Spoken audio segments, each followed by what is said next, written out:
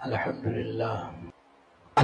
لله نحمده ونستعينه ونستغفره ونؤمن به ونتوكل عليه ونعوذ بالله من شرور أنفسنا ومن سيئات أعمالنا من يهده الله فلا مضل له ومن يضلله فلا هادي له وأشهد أن لا إله إلا الله وحده لا شريك له وأشهد أن سيدنا ونبينا ومولانا محمدا عبده ورسوله صلى الله تعالى عليه وعلى آله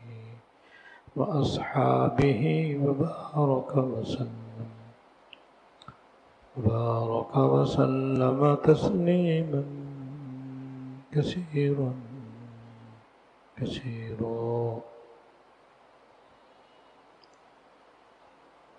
أما بعد فأعوذ بالله من الشيطان الرجيم بسم الله الرحمن الرحيم إن الذين آمنوا وعملوا الصالحات كانت لهم جنات الفردوس نزلا خالدين فيها لا يبغون عنها حولا قل لو كان البحر مدادا لكلمات ربي لنفد البحر قبل أن تنفد كلمات ربي ولو جئنا بمثله مددا صدق الله العظيم. میرے قابل احترام بزرگوں، گزشتہ جمعے آپ کی خدمت میں جنت الفردوس کا کچھ تذکرہ کیا گیا تھا. آج اس کا انشاءاللہ تعالی باقی حصہ، جو بہت اہم حصہ ہے، بیان کیا جائے گا. یہ پہلے بیان ہو چکا ہے کہ اللہ تعالیٰ نے جنت کے 100 درجے بنائے ہیں اور جنت کی 100 منزلیں بنائی ہیں. جو سب سے اونچا حصہ ہے اس کا نام جنت الفردوس ہے. اس کے اوپر اللہ تعالیٰ کا عرش ہے، اور یہ جنت الفردوس والے اہل جنت عرش الہی کے چڑھانے کی اور بولنے کی آواز اپنے کانوں سے سنتے ہیں. جبکہ اللہ تعالیٰ کا عرش اتنا لمبا چوڑا ہے کہ کوئی اس کی حد نہیں جان سکتا. 7 آسمان بھی اس کے نیچے ہیں، 7 زمینیں بھی اس کے نیچے ہیں، ساری کائنات اس کے نیچے ہے. ابھی میں اللہ تعالیٰ کی کرسی کا ذکر کروں گا انشاءاللہ تعالی. وہ کرسی خود اتنی بڑی ہے، کہ 7 آسمان 7 زمین ملا کر اس کے سامنے ایسے ہیں جیسے ایک بہت بڑے میدان میں ایک انگوٹھی کا چھلا پڑا ہوا. کرسی اتنی بڑی ہے. وہ کرسی بھی عرش کے نیچے ہے. وہ عرش ساری کائنات پہ چھایا ہوا ہے، اور عرش پر اللہ تعالیٰ کی رحمت چھائی ہوئی. اور اللہ تعالیٰ کا معاملہ اپنے بندوں کے ساتھ رحمت کا ہے، غضب کا نہیں ہے. اسی لیے ہم سب جی رہے ہیں،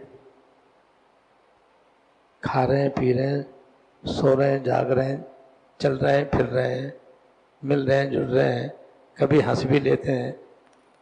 یہ ہنسی، خوشی، مسرت، محبت، الفت، مودت، میل جول اللہ تعالیٰ کی رحمت کے اثر سے ہے۔ اگر وہ اپنے غضب کا معاملہ فرمائیں تو کوئی بھی نہ بچے، کوئی بھی باقی نہ بچے، مگر ان کی رحمت ان کے غصے پہ چھائی ہوئی ہے، ان کے غصے سے ان کی رحمت بڑھی ہوئی ہے۔ اس لیے یہ سب کچھ مہربانیاں ہمارے ساتھ ہو رہی ہیں اور انشاءاللہ ہوں گی۔ کوئی بھی مایوس نہ ہو، بس ہاں گناہ چھوڑے، ہو گئے تو توبہ کرے، نیک کام کرے اور مرتے دم تک کرتے ہی رہے، تاکہ زیادہ سے زیادہ ان کی آغوش رحمت میں جگہ پائے۔ تو کرسی اتنی بڑی ہے، عرش کے نیچے جو جنت کی اوپر والی منزل ہے وہ ہے جنت الفردوس۔ اندازہ کرو کتنا عالی مقام ہے یہ، کیونکہ جنتیوں کو تو جنت میں رہنا اور تو کہیں جانا نہیں ہے۔ تو جنت الفردوس جنت کا سب سے اونچا درجہ اور مقام ہے، اور اس کی تفصیل میں آپ کو وہ اس ترجمے بتا چکا ہوں۔ اس جنت الفردوس کی ایک اور خصوصیت ہے جو کسی اور جنت کی خصوصیت نہیں ہے، وہ یہ کہ ایک مرتبہ جبرائیل علیہ السلام رسول اللہ صلی اللہ علیہ وسلم کی خدمت میں حاضر ہوئے، اور ان کے ہاتھ میں ایک شیشہ تھا، شیشہ آئینہ، جو نہایت صاف، شفاف اور نہایت چمکدار، اور اس کے درمیان میں ایک کالا نقطہ بھی تھا۔ تو حضور صلی اللہ علیہ وسلم نے جبرائیل علیہ السلام سے دریافت کیا کہ جبریل یہ شیشہ کیسا ہے اور اس میں یہ کالا نقطہ کیسا ہے؟ انہوں نے جواب دیا کہ حضرت یہ جو شیشہ ہے یہ تو جمعہ کا دن ہے، یہ جمعہ کا دن ہے جو اللہ تعالیٰ نے آپ کو عطا فرمایا ہے اور کسی امت کو عطا نہیں فرمایا۔ یہودی بھی آپ سے پیچھے ہیں، عیسائی بھی آپ سے پیچھے ہیں، کسی کو بھی یہ دن نہیں ملا۔ یہودیوں نے ہفتہ پایا، وہ ان کی عبادت کا دن ہے، عیسائیوں نے اتوار کا دن پایا، وہ ان کی عبادت کا دن ہے۔ اللہ تعالیٰ کے یہاں اپنی عبادت کے لیے خاص طور پر جمعہ مقرر تھا، وہ ان میں سے کسی کو نہ ملا، آپ کو ملا۔ یہ دن بڑا مبارک دن ہے، اس میں آپ کے امت کے لیے سراسر خیر ہے۔ چنانچہ دوسری روایات میں ہے کہ اس دن آدمی جو بھی عبادت کرے کم سے کم 70 گنا اس کا ثواب ملتا ہے، اور ہر گھڑی اللہ تعالیٰ 600 آدمی دوزخ سے آزاد کرتے ہیں۔ 24 گھنٹوں میں سے ایک گھنٹہ یا ایک گھڑی اللہ تعالیٰ نے آپ کی امت کو ایسی عطا فرمائی ہے کہ اس گھڑی میں جو شخص بھی جو دعائیں، جو خیر مانگ لے، جو خیر اور بھلائی مانگ لے، وہ اللہ تعالیٰ اس کو دے دیتے۔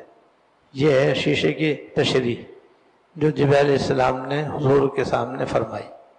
کتنی بڑی ہماری سعادت ہے کہ اللہ تعالیٰ نے ہمیں جمعہ عطا فرمایا، اس کی قدر کرنی چاہیے۔ اور فرمایا کہ یہ جو کالا نقطہ ہے یہ دراصل مزید ہے۔ قرآن شریف میں اللہ تعالیٰ نے فرمایا وَلَدَيْنَا مزید، ہمارے یہاں جنت کی تو ان گنت، بے شمار، بے حساب نعمتیں ہیں ہی، ان میں ایک نعمت اور بھی ہے جو اضافی ہے، کیونکہ مزید کے معنی زائد کے آتے ہیں، مزید کے معنی زیادہ اور اضافہ۔ تو ولدینا مزید، اللہ تعالیٰ فرما رہے ہیں اور ہمارے یہاں مزید بھی ہے، یعنی ان نعمتوں سے بڑھ کر ایک اور نعمت بھی ہے جس کے برابر کوئی نعمت نہیں ہے، نہ ہے نہ ہو سکتی ہے۔ پھر جبرائیل علیہ السلام سے حضور نے پوچھا وہ مزید کیا چیز ہے؟ تو انہوں نے بتایا حضور یہ جنت الفردوس میں ایک میدان ہے، مزید جنت الفردوس میں ایک میدان کا نام ہے، اس میدان کی ہر چیز سفید ہے، درخت بھی سفید ہے، پودے بھی سفید ہیں، زمین بھی سفید ہے، گھاس بھی سفید ہے، پتے بھی سفید ہیں، ہر شے سفید اور نہایت شفاف ہے۔ اور حضرت اس کی لمبائی چوڑائی کا یہ عالم ہے کہ مجھے ہزاروں سال ہو گئے اس میدان میں گھومتے ہوئے، کتنے ہزاروں سال ہو گئے مجھے اس میدان مزید میں گھومتے، آج تک مجھے اس کی انتہا کا پتہ نہیں چلا، کہاں سے شروع ہوتا ہے یہ کہاں ختم ہوتا ہے مجھے پتہ ہی نہیں چلا آج تک۔ حالانکہ تمام فرشتوں میں جبرائیل علیہ السلام سب سے زیادہ بڑے اور طاقتور فرشتے ہیں، ان کے 100 پر ہیں، عام پرندوں کے 2 پر ہوتے ہیں اڑنے کے لیے، ان کے 100 پر ہیں۔ جب شب قدر میں وہ دنیا میں آتے ہیں نا تو صرف اپنے 2 پر یوں پھیلاتے ہیں، یہ تو دنیا کے اندر مشرق سے مغرب تک کے پورا خلا ان کے 2 پر سے بھر جاتا ہے، باقی 98 پر اس کے علاوہ ہیں۔ جو ان 100 کے 100 پروں سے اڑتا ہو تو اس کی رفتار کا کیا عالم ہوگا۔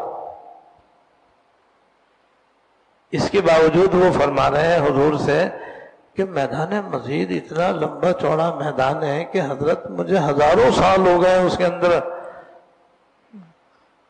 آتے جاتے دیکھتے بھالتے، مگر حضرت میں تو آج تک کبھی اس کی حدود پہچان نہیں سکا، اللہ ہی بہتر جانتے ہیں وہ کتنا لمبا چوڑا ہے۔ اس میدان مزید میں اہل جنت کو ہر جمعے اللہ جل شانہ کی زیارت ہوا کرے گی، یہ ہے مزید۔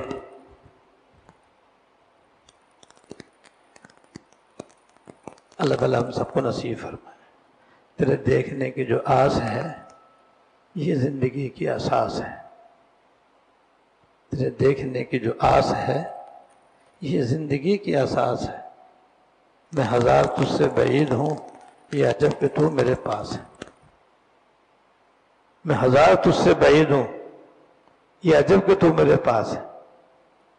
تیری ذات پاک ہے لازوال، تیری سب صفات ہیں بے مثال، تو برون وہم و خیال ہے، تو ورائے عقل و قیاس ہے۔ کسی انجمن میں قرار دل نہ کسی چمن میں بہار دل، کسی انجمن میں قرار دل نہ کسی چمن میں بہار دل، کہوں کس سے حالت زار دل کہ یہ ہر جگہ میں اداس ہے، کیونکہ اللہ تعالیٰ کی زیارت کا مشتاق ہے۔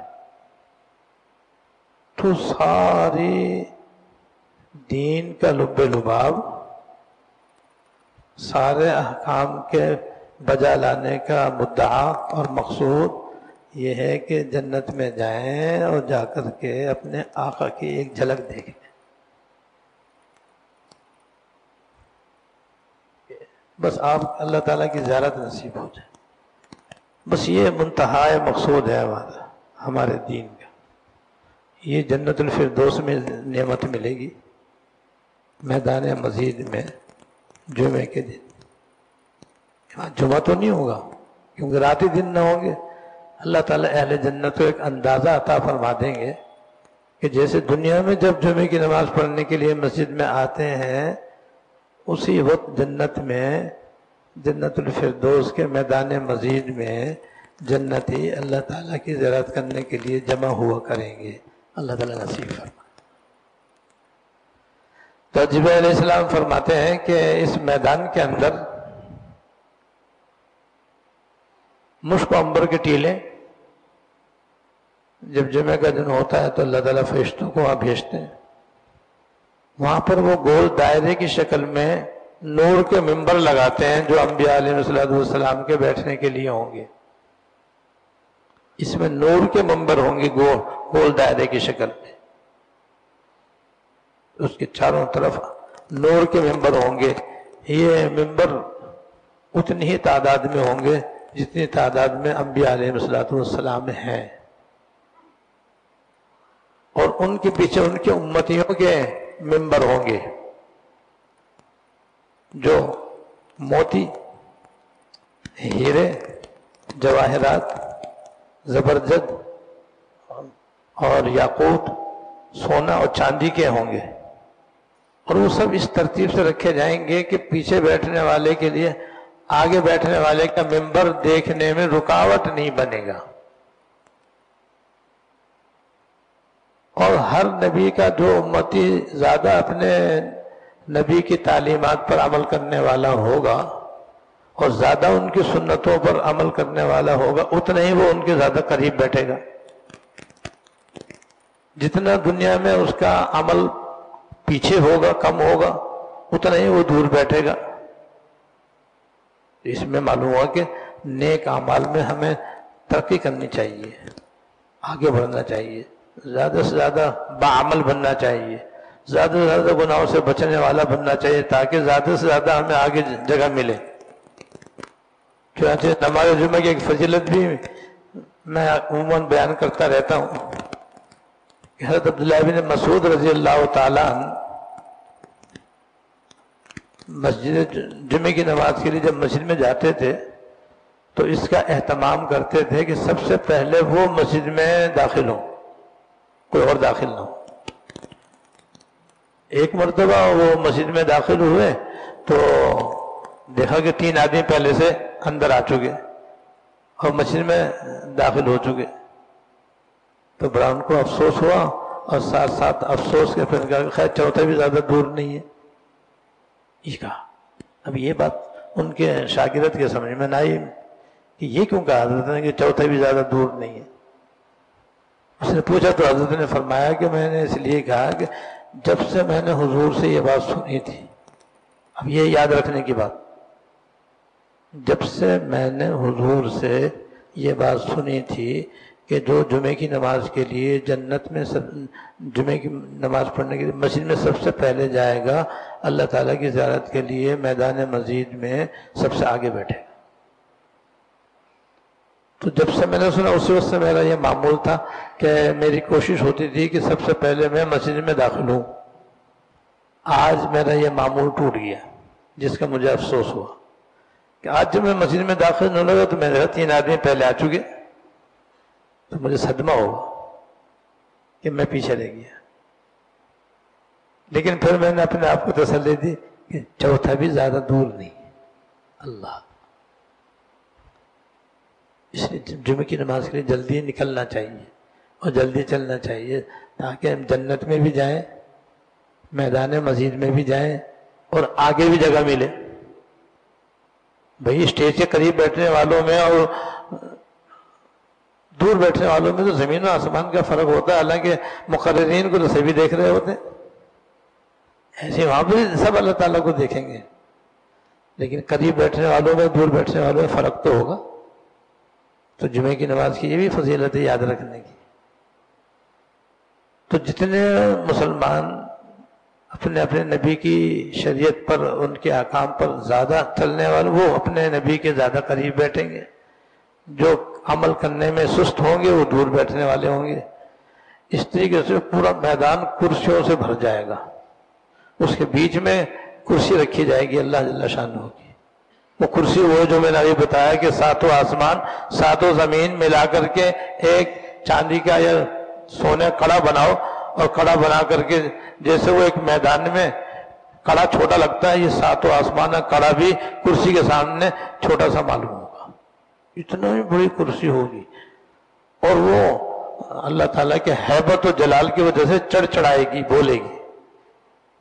اور یہ یاد رکھنا کہ اللہ تعالیٰ اس پہ بیٹھیں گے تھوڑی نہیں، اس لیے کہ اللہ تعالیٰ بیٹھنے سے پاک ہے، جسم سے پاک ہے۔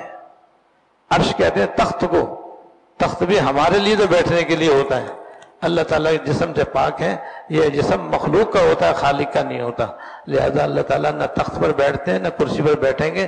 اللہ تعالیٰ البتہ اللہ تعالیٰ کی ہیبت، اللہ تعالیٰ کا جلال، اللہ تعالیٰ کا روب، ایسا زبردست ہوگا کہ اس کے دباؤ سے وہ چڑھ چڑھ بولے گی. اس کے بعد سارے جنتی اپنے اپنے گھروں سے اس میدان مزید میں اللہ تعالیٰ کی زیارت کے لیے چلیں گے تو کوئی تخت ہوا پہ اڑ کے آئے گا.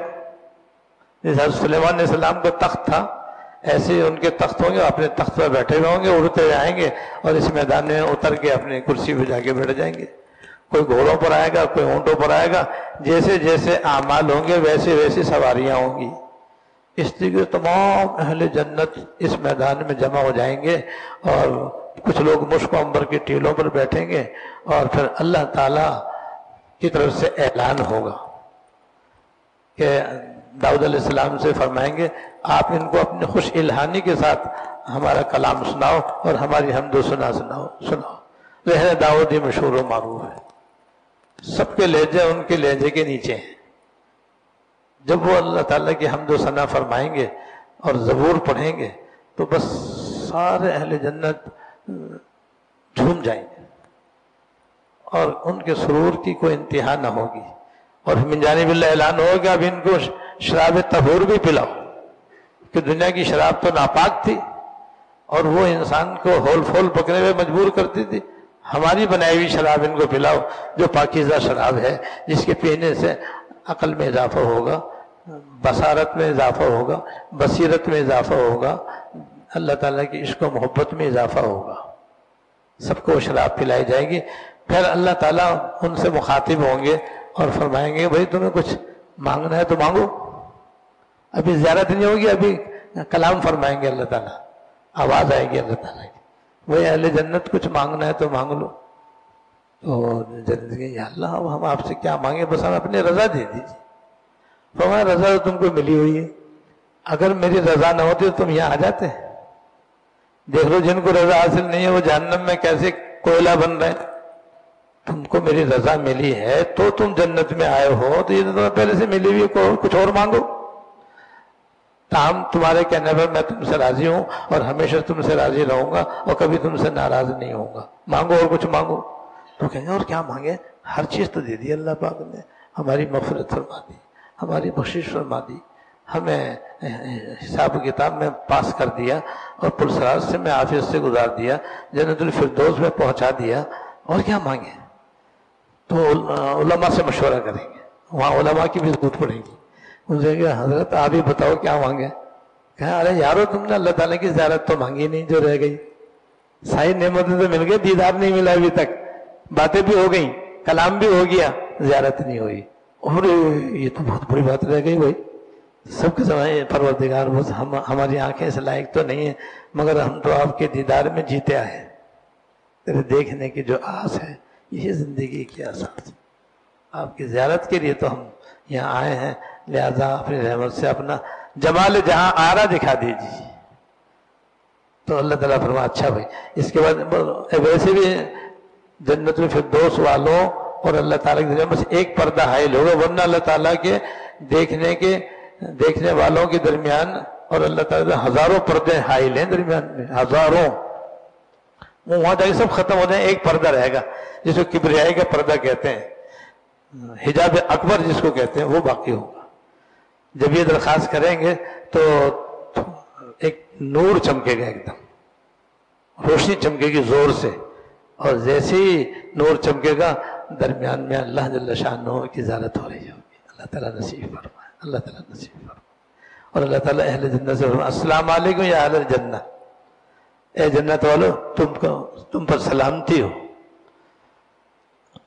سلام قولا من رب الرحیم میں اللہ پاک نے قرآن شریف میں اس کا ذکر فرمایا ہے کہ رب رحیم کی طرف سے تم سلام ہوگا جنتیوں کے اوپر.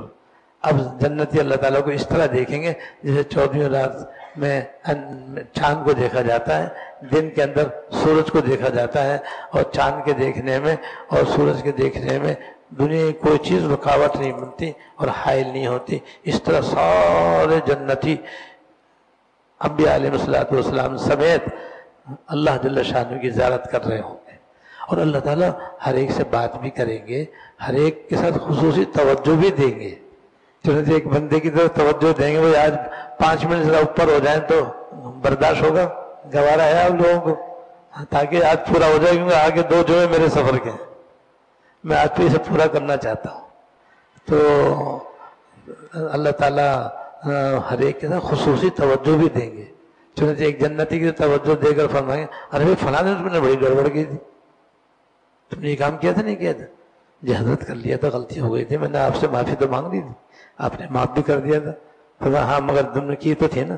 وہ مانے ہاں میں نے کر لی تھی۔ ایسی باتیں بھی ہوں گی، اس طرح سے باتیں ہو رہی ہوں گی، اور ہوتے ہوتے ہوتے ہوتے بس یکایک اللہ تعالیٰ پردے میں ہو جائے گی، اور جنتیوں پر ایک نور چھایا ہوا ہوگا۔ اور جیسے بادل چھاتا ہے نا، جب آدمی کو بادل نیچے آ جاتا ہے نا زمین پر، تو آدمی اس میں غائب ہو جاتا ہے، ایک دوسرے کو بھی نہیں دیکھتا۔ تھوڑی دیر میں جو بادل ہٹتا ہے تو پھر آدمی ایک دوسرے کو دیکھتا ہے۔ ایسے اس نور کے اندر بھی ایسے ہی حال ہوگا کہ سب اس میں چھپ جائیں گے، اللہ تعالیٰ پردے میں ہو جائیں گے، اور سب اس نور میں چھپے ہوئے ہوں گے۔ تھوڑی دیر کے بعد پھر ایک دوسرے کو دیکھیں گے، ایک دوسرے کو پہچانیں گے، پھر اعلان ہوگا کہ اچھا بھائی اب یہ زیارت تو ہو چکی، اب چلو ہم نے تمہارے اعزاز و اکرام کے لیے ایک بازار بھی لگایا ہوا ہے، وہاں جاؤ، وہاں پر کوئی قیمت نہیں ہے پیسوں کی، وہ مفت اور فری بازار ہے، وہ بازار میں جاؤ، وہاں تمہیں ایسی ایسی چیزیں ملیں گی ما لا عین رات ولا اذن سمعت ولا خطر علی قلب بشر۔ ایسی ایسی نعمتیں ہم نے تمہارے لیے بنائی ہیں جو آج تک کسی آنکھ نے دیکھی نہیں، کسی کان نے سنی نہیں، کسی آنکھ نے دیکھی نہیں، کسی کے دل پہ اسے خیال بھی نہیں گزرا۔ وہاں جائیں گے تو وہ سب چیزیں بازار میں لگی ہوئی ہوں گی، جس کا جو دل چاہے لے لو، سب فری۔ اور ایک روایت بھی یہ ہے کہ وہاں پر ایک بازار ایسا بھی ہوگا کہ اس کے اندر حسین حسین شکلیں رکھی ہوئی ہوں گی، ایک سے ایک حسین، ایک سے ایک خوبصورت شکل وہاں رکھی ہوئی ہوگی، عورتوں کی بھی مردوں کی بھی۔ اب یہ جنتی وہاں جا کر کے یہ شکل تو بڑی شاندار ہے، کاش میری بھی ایسی ہوتی، اسی وقت بغیر آپریشن کے اس کی شکل تبدیل ہو جائے گی۔ اب جناب اس طرح جنتی جمعے نئی شکل اپنے لے کے گھر جائیں گے، اور یہاں سے جب وہ اپنے گھروں کو جائیں گے تو گھر والے اہلاً و سہلاً مرحبا کہیں گے، اور کہیں گے کہ بھائی آج تو تم بڑے خوبصورت ہو گئے۔ کیوں نہ خوبصورت ہوں، آج ہم سرچشمہ حسن و جمال کی زیارت کر کے آئے ہیں، اللہ جل شانہ کی زیارت کر کے آئے ہیں کہ سارا حسن انہی کے پاس ہے، اور انہی کے پرتو ہے جو ہمارے اور آپ کے پاس ہے۔ تو آج ان کی زیارت کر کے آئیں گے تو حسین نہیں ہوں گے ہم، اسی لیے ہم زیادہ حسین ہو گئے۔ اور وہ بھی کہیں گے میاں دلہن بھی تو بہت شاندار ہے، بڑی حسین ہو گئی یہ بھی، تو اپنی بیویوں کو بھی کہیں گے یہ بھی بہت خوبصورت ہو گئے، سب خوبصورت ہو جائیں گے۔ اس طرح سے اللہ تعالیٰ کی زیارت کر کے سارے جنتی اپنے اپنے گھروں کو لوٹیں گے۔ یہ ہے بھائی میدان مزید، بس جو 7 صفات اپنے اندر پیدا کرے گا وہ جنت الفردوس میں جائے گا بھائی۔ نمبر 1 نماز خشوع و خضوع سے پڑھتا ہو، نمبر 2 بیکار اور لغو باتوں سے پرہیز کرتا ہو، نمبر 3 باقاعدہ زکوٰۃ دیتا ہو، نمبر 4 اپنے شرمگاہ کی حفاظت کرتا ہو، نظر کی بھی حفاظت کرتا ہو، شرمگاہ کی بھی حفاظت کرتا ہو، تمام جنسی گناہوں سے اپنی حفاظت کرتا ہو، نمبر 5 امانت کا خیال رکھتا ہو، امانت میں خیانت نہ کرتا ہو، نمبر 6 وعدے کے پاس کرتا ہو، معاہدہ کر کے پورا کرتا ہو، وعدہ کر کے وعدہ پورا کرتا ہو، اور تمام نمازوں کی پوری حفاظت کرتا ہو، یعنی پابندی کے ساتھ سنت کے مطابق ادا کرنے کا اہتمام کرتا ہو۔ تو ان آیات سورۃ المومنین کی آیات میں 2 اللہ تعالیٰ نے بشارتیں دی ہیں۔ نمبر 1 دنیا اور آخرت میں ان کو فلاح ملے گی، اور فلاح کا مطلب یہ ہے کہ ہر مراد پوری اور ہر پریشانی سے دور، اور جنت الفردوس اللہ تعالیٰ ان کو عطا فرمائیں گے جس میں وہ ہمیشہ ہمیشہ رہیں گے۔ جنت الفردوس یہ ہے جو میں نے آپ کے سامنے مختصراً بیان کیا۔ اللہ تعالیٰ ہمیں اپنے اندر 7 صفات پیدا کرنے کی توفیق عطا فرمائے، اور اپنی رحمت خاص سے دنیا اور آخرت کی فلاح عطا فرمائے، اور جنت الفردوس ماں اپنی زیارت کے نصیب فرمائے۔ وآخر دعوانا